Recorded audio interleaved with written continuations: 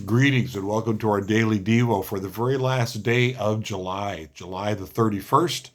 And we are in our last 2 days of being in our book by John Beck, the Holy Land Devotional. I'll make it easier to see.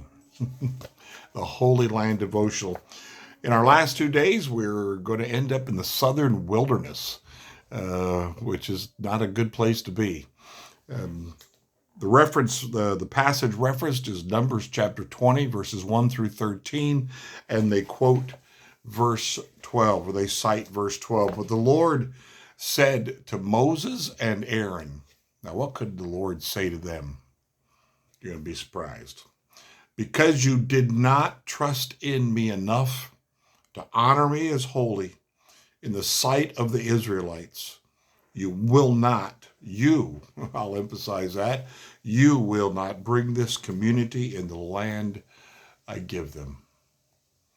In Avdat National Park, the wilderness of Zin's geology is on full display.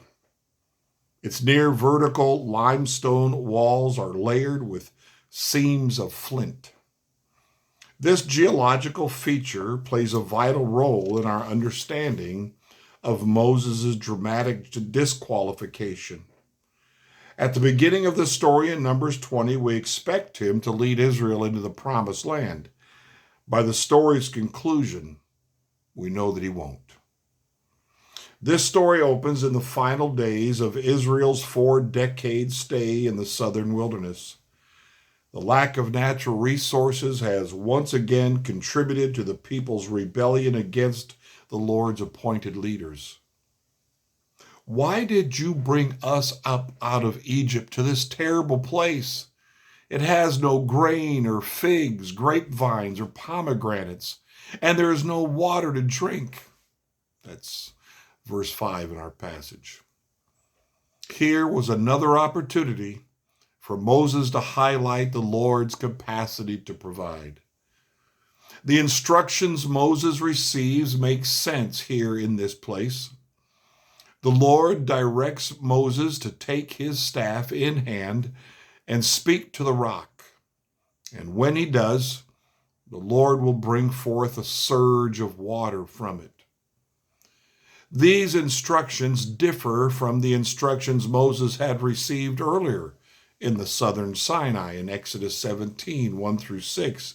There, the predominant geological formation was granite, metamorphic rock too tightly compressed to hold water. When Moses struck the rock at Rephidim and water came out, it demonstrated Moses' trust and honored the Lord. But the geology of the wilderness of Zin is different.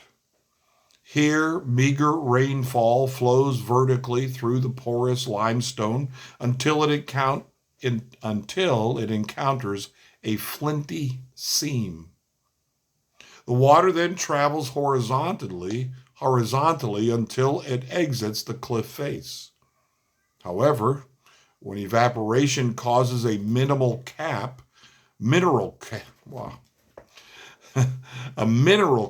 to form at the exit point, the water stops flowing. Water then builds up under increasing pressure until the moment when someone breaks the cap, producing a gush of water from the rock.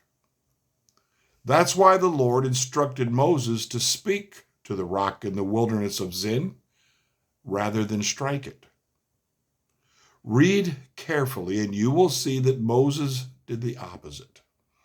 He took his staff in hand and struck the rock. He played it safe, trusting his own ability to read the rock more than the Lord's ability to do a miracle. This diverted honor from the Lord onto himself, a grievous failure in leadership that led to Moses' disqualification. We still see this happening in the church today. Self-aggrandizing church leaders who call attention to themselves show a lack of trust in the Lord and take the honor that is due him. harm to the church naturally follows. This is a time to pray for our leaders, asking the Lord to build in them the kind of humility and trust that was missing in Moses. It's hard to imagine.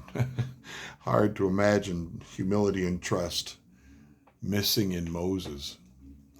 But after 40 years of listening to somewhere around 600,000 to 1 million people whining and moaning and complaining and bickering and blaming, and this was probably for Moses the straw that broke the camel's back.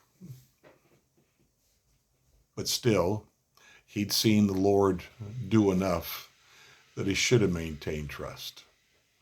He should have maintained faith. And the example is this. Moses by this time was near to 120. His life broken up into 3 40-year segments, 40 years in Egypt, 40 years caring for sheep, 40 years as the leader of Israel to the promised land. And he'd seen God do a lot of things. He'd talked with God personally on Mount Sinai. And yet here at the very end, he couldn't maintain faith. He let his emotions get the best of him. Whether he wanted, as our author suggests, wanted to trust himself more than God, or was just anger, I don't know. I wouldn't speculate on that, but it is not what God asked him to do. And that's I've told the folks at my church repeatedly, I'm not interested in glorifying people, church leaders, Christian leaders. I'm just not ready to glorify them, because these kinds of things happen. All of a sudden you find out something about someone that once you thought was great. You quoted him or her, and then something happens. I want to see how they finish the race. I want to see how they finish the race.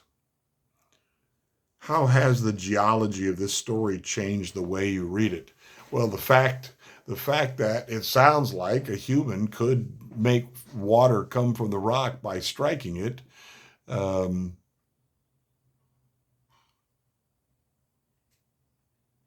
gives me a whole different perspective as far as it didn't sound like it took the power of God. But just speaking to it would involve that. And so it was a challenge to Moses. Hey, I can handle this. How often do we do that and don't stop to seek God's help? Second question, how can you encourage your church leaders to remain faithful to their call? Pray for them, please. Pray for them. Pray that they will portray in their lives the Beatitudes, the scriptures that talk about leadership. Pray for them, because they are regularly attacked by the Lord, and it is a great temptation to respond in anger or disappointment. Pray. And here's the closing prayer. Dear Lord, thank you for the church leaders who get it right. Please bless them in all their efforts to trust you, and encourage us to praise you for all you do for us. Have a blessed Monday today.